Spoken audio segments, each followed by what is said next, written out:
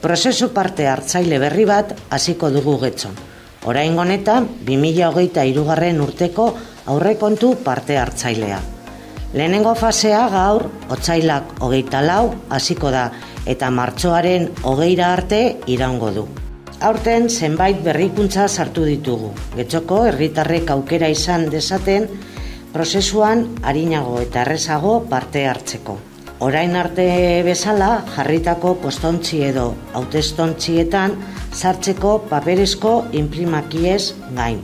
Online parte hartzeko aukera ere izango dugu. Zeugaz plataforma digitalaren bidez. Baliabide horrek aldez aurretik erregistratzea eskatzen du.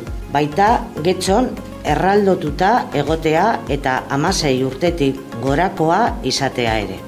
Gazteen parte hartzearen kulturan murgil daitezen nahi dugu.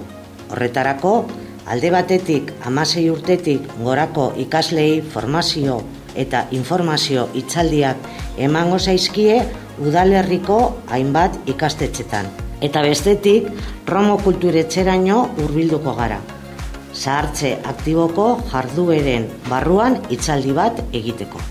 Eta urteen ere kalean izango gara. Horretarako informazio stand bat jarriko da udalerriko hainbat auzotan eta data desberdinetan.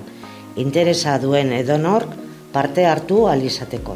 Udalerriko herritar guztiak prozesuan parte hartzera animatu nahi ditugu.